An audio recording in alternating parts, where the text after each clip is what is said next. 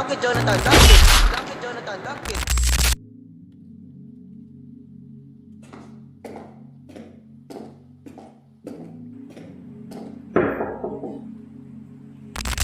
Uy, diyan pala kayo.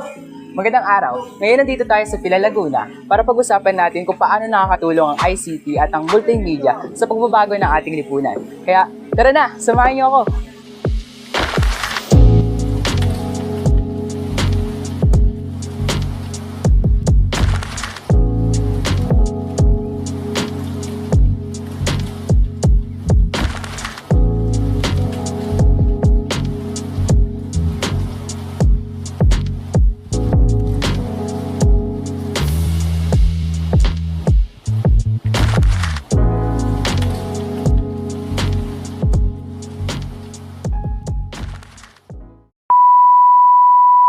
Hi guys, ngayon nandito tayo sa... Saan ba to? Ay, hindi ko alam. Basta nandito tayo. So, yan. Ngayon, papaliwanag ko sa inyo kung ano ang multimedia. So, ang multimedia ay ang paggamit ng iba't ibang uri ng media, video, audio, graphics at text para makapaghatid ng mensahe. Ayon yan kay International Telecommunication Union 2020. So, katulad ng ginagawa nila, magamit sila ng multimedia kasi meron silang text, animation, audio.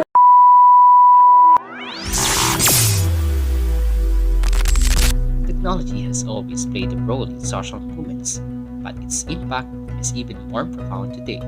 According to the History Channel 2023, the civil rights movements utilized printing presses to effectively spread information and mobilize support. Multimedia platforms like YouTube, Instagram, and TikTok allow individuals to share their stories, raise awareness, and mobilize others.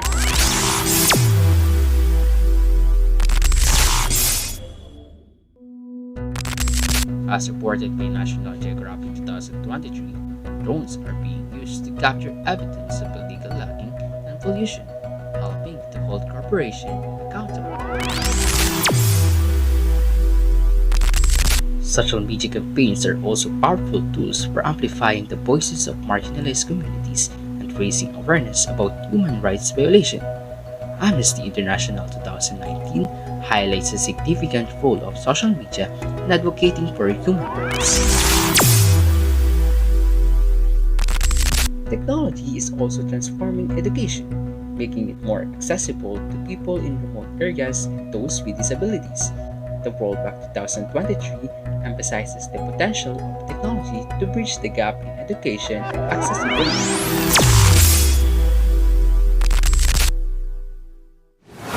Good morning, this is Jerome. May I help you? Bakit ang tagal niyo sumagot? Kanina ako tawag ng tawag sa inyo. Okay. So may inform ko lamang po si ma'am, hindi lamang po ikaw ang subscriber ma'am dito sa Pilipinas.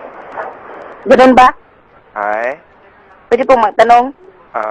So, ganyan ba dapat ang mga nagtatanong? Kayong may kailangan di ho ba? Ganyan ba dapat ang boses sa mga nagtatanong, ma'am? Pwede pong magtanong, sir? Kaya ayusin ang boses, hindi ganyan, akala mo kung sino ka. While technology offers incredible opportunities for social change, it's important to acknowledge the challenges. Misinformation, online harassment, and the digital divide are just some issues we need to address.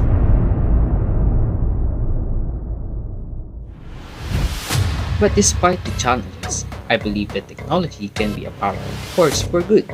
We can use it to connect with others, share our stories, and build a better world. Let's use technology to amplify the voices of the voiceless and create a more just and equitable society.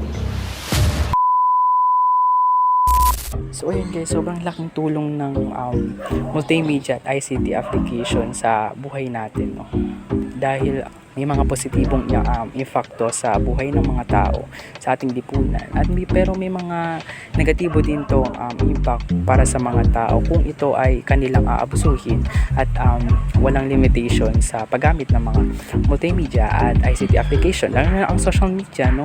Madalas kasi sa social media lalo na sa mga Facebook or anything, mas makikita natin na ang paggamit ng mga maling ang pagkalat ng maling impormasyon ay mas lalong magiging masama, no, sa buhay ng tao, no. At Pero kahit na ganun, no, mas madali pa rin na makakapag-interact o makakapag-communicate ng mga tao through online, no, kahit hindi na physically. Yun lang guys, so bye.